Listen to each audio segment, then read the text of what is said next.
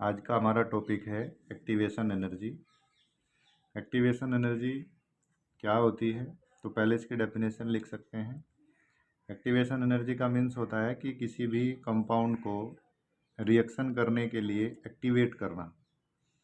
तो कोई भी कंपाउंड होगा या कोई मॉलिक्यूल होगा, उस मॉलिक्यूल के पास अपनी कोई पर्टिकुलर एनर्जी होती है। उस एनर्जी को वो ट्राई करता है कि इफ़ेक्टिव कोलिजन हो जाए, लेकिन इफ़ेक्टिव कोलिजन के लिए उसे कुछ एनर्जी बैरियर होता है, उस एनर्जी बैरियर को क्रॉस करना होगा। उस एनर्जी बैरियर को क्रॉस करने के लिए उसे पर्टिकुलर एनर्जी की नीड होती है, और उसको एनर्जी रिएक्शन कराने के लिए जो एनर्जी दी जाती है उसको बोलते हैं एक्टिवेशन एनर्जी। जैसे हम समझ सकते हैं कि एक्टिवेशन एनर्जी क्या होती है, तो डेफिनेशन लिख लेते हैं कि इट इज़ इक्वल टू किसके इक्वल होती है, पहले ये देख लेते हैं कि किसके इक्वल होगी। हमारा एक छोटा सा फॉर्मूला होता है, उसके इक्वल होती है। फॉर्मूला क्या है कि activation energy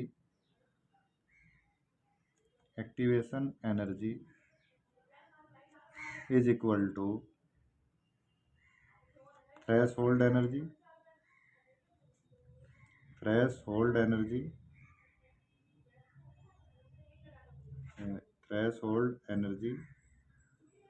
minus average energy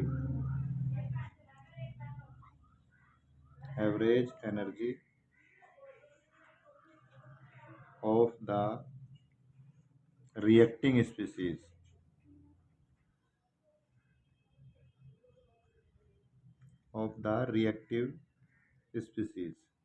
या रिएक्टिव मॉलिक्यूल्स।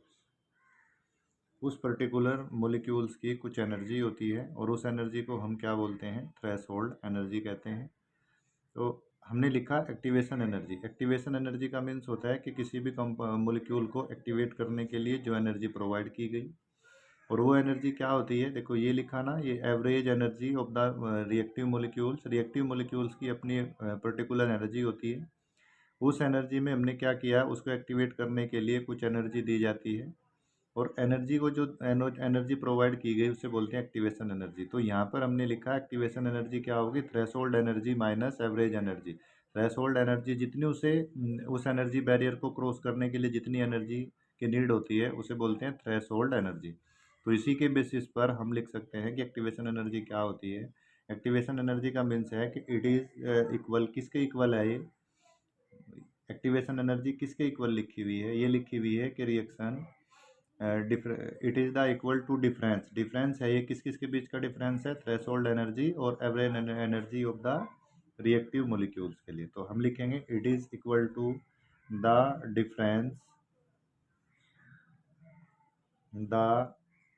डिफरेंस किसके, डिफरेंस बिटवीन किस किस के बीच में है, ये थ्रेशोल्ड एनर्जी एंड दूसरी कौन सी है हमारी, threshold energy and average energy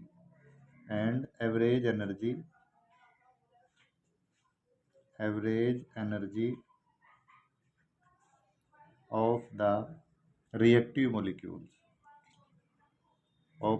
reactive molecules उस रिएक्टिव मॉलिक्यूल्स की इसके इक्वल होगी। इन दोनों के डिफरेंस के इक्वल क्या होती है, एक्टिवेशन एनर्जी होती है। और इसे कैसे रिप्रेजेंट करते हैं, इट्स रिप्रेजेंट बाई ई ए। इसे कैसे रिप्रेजेंट कर दिया, एक्टिवेशन एनर्जी को ई ए से रिप्रेजेंट कर देते हैं। इसके बाद नेक्स्ट आता है कि एक्टिवेशन एनर्जी क्या होगी। अब हम एक ग्राफ बनाते हैं एक्टिवेशन एनर्जी का। उस एक्टिवेशन एनर्जी का ग्राफ देखते हैं क्या होता है। ये एक्टिवेशन एनर्जी का ग्राफ बना रहे हैं। यहाँ पर हमने क्या किया कि इस साइड में हम एनर्जी ले रहे हैं, रिएक्शन प्रोग्रेस करते हैं। इस साइड में करते हैं रिएक्शन का प्रोग्रेस, देखते हैं रिएक्शन प्रोग्रेस, किस साइड में रिएक्शन प्रोग्रेस हो रही है, और इस साइड में देखते हैं उसकी एक्टिवेशन एनर्जी। ये एनर्जी है, ये एनर्जी के बेसिस पर है। तो सपोज ये कोई रिएक्टेंट है यहाँ पर, और इस रिएक्टेंट ने यहाँ से चलना है और ये यहाँ आकर के प्रोडक्ट में कन्वर्ट हो गया, ये यहाँ आकर के क्या में कन्वर्ट हो गया, प्रोडक्ट में कन्वर्ट हो गया। तो इस एनर्जी, इसकी जो ये एनर्जी है यहाँ से लेकर के यहाँ तक की, ये इसकी अपनी पर्टिकुलर एनर्जी होती है। और ये जो ये वाला है, ये इसको बोलते हैं हम एनर्जी बैरियर बोलते हैं इस वाले को बोलते हैं एनर्जी बैरियर। तो यहाँ पर जा कर के यहाँ क्या बनता है, यहाँ बनता है एक्टिवेटेड कॉम्प्लेक्स, ये बनता है एक्टिवेटेड कॉम्प्लेक्स। और इस एक्टिवेटेड कॉम्प्लेक्स बनने पर जब ये बन जाएगा तो इसके बाद हमारी रिएक्शन आगे प्रोडक्ट में कन्वर्ट हो जाएगी।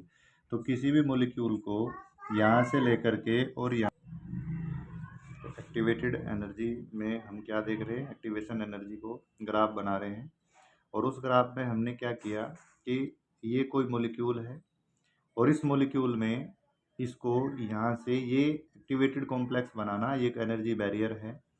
तो इस एनर्जी बैरियर को क्रॉस करने के लिए, यहाँ से लेके यहाँ तक की एनर्जी क्रॉस करने के लिए उसे जितनी एनर्जी की रिक्वायरमेंट होती है यहाँ तक पहुँचने के लिए, तो उसे क्या बोलते हैं, इसकी एक्टिवेशन एनर्जी बोलते हैं। ये क्या आएगा, ये प्रोडक्ट है, ये कोई रिएक्टेंट है, इस रिएक्टेंट की ये एनर्जी अपनी पर्टिकुलर एनर्जी है। तो यहाँ से लेकर के और यहाँ तक इसको जाने के लिए जो एनर्जी प्रोवाइड कराई जाएगी उस एनर्जी को क्या बोलते हैं हम, उसको कहते हैं एक्टिवेशन एनर्जी बोलते हैं। समझ आया? दोबारा समझ लेते हैं। क्या कहा कि एक मॉलिक्यूल है ये R, इस मॉलिक्यूल को प्रोडक्ट में कन्वर्ट होना है। तो प्रोडक्ट में कन्वर्ट होने के लिए ये इसकी अपनी एनर्जी है, पर्टिकुलर एनर्जी है, और ये एनर्जी बैरियर है। इस एनर्जी बैरियर को कंप्लीट करने के लिए, यहाँ तक पहुँचने के लिए इसे अपनी पर्टिकुलर कुछ एनर्जी चाहिएगी। और इसे जो हम एक्स्ट्रा एनर्जी प्रोवाइड करा रहे हैं उस एनर्जी को क्या बोलते हैं हम, उसको कहते हैं एक्टिवेशन एनर्जी। यहाँ चला जाएगा, यहाँ तक की एनर्जी चाहिए, उसके बाद ये प्रोडक्ट में कन्वर्ट हो जाता है, कोई प्रॉब्लम नहीं आती। इसके बाद नेक्स्ट होता है हमारा, अगर हमारी लो एक्टिवेशन एनर्जी है, लो एक्टिवेशन एनर्जी है, लो एक्टिवेशन एनर्जी, तो लो एक्टिवेशन एनर्जी से क्या होगा, रिएक्शन कैसी होगी, रिएक्शन होगी फास्ट, तब होती है फास्ट रिएक्शन।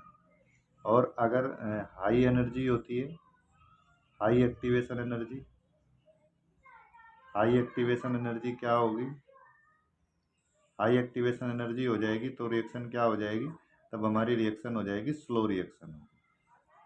कैसे पता चल रहा है, देखो अगर ये एक्टिवेशन एनर्जी हमने कम हो गई, ये एनर्जी बैरियर हम यहाँ लेकर के आ गए, ये ऐसे एनर्जी बैरियर को यहाँ लेकर के आ गए, तो एक्टिवेशन एनर्जी कम चाहिएगी। और अगर इस वाले को हमने ज़्यादा कर दिया तो क्या होगी, एनर्जी ज़्यादा चाहिएगी। तो हम कह रहे हैं कि लो एक्टिवेशन एनर्जी, अगर हमें कम एनर्जी, तो एनर्जी बैरियर यहाँ रहा होगा, जब एनर्जी बैरियर यहाँ होगा तो रिएक्शन क्या होगी, फास्ट रिएक्शन होगी, ईजिली रिएक्शन हो जाएगी। और जब एनर्जी बैरियर को हम यहाँ कर देंगे ऊपर, तो रिएक्शन क्या होगी, फिर वो स्लो रिएक्शन हो जाएगी, फिर इतनी स्पीड से रिएक्शन नहीं चल पाएगी। तो एक्टिवेशन एनर्जी, ये हमारा एक्टिवेशन एनर्जी का ग्राफ होता है, तो इसे एक्टिवेशन एनर्जी बोलते हैं। दोबारा हम एक बार इसको समझ लेते हैं। क्या कहा, एक्टिवेशन एनर्जी में कहा कि एक एनर्जी, एक्टिवेशन एनर्जी होती है थ्रेशोल्ड एनर्जी। थ्रेशोल्ड एनर्जी क्या होगी कि एवरेज एनर्जी, और इसमें से माइनस कर लेंगे, तो इसे यानी कि इस पूरी एनर्जी को क्या बोल दिया, थ्रेशोल्ड एनर्जी बोल दी। इसको क्या कहा, इस वाली एनर्जी को थ्रेशोल्ड एनर्जी भी बोल दिया गया। थ्रेशोल्ड एनर्जी क्या होती है कि इसमें से इसकी पर्टिकुलर एनर्जी को हम माइनस कर देंगे, और माइनस करने के बाद जो हमारी आएगी तो वो क्या हो जाएगी, एक्टिवेशन एनर्जी हो जाएगी। तो इसके और इसके, इन दोनों के डिफरेंस को क्या बोलते हैं, एक्टिवेशन एनर्जी बोलते हैं। थ्रेशोल्ड एनर्जी और एवरेज एनर्जी को, उसके डिफरेंस को क्या बोलते हैं, एक्टिवेशन एनर्जी बोलते हैं।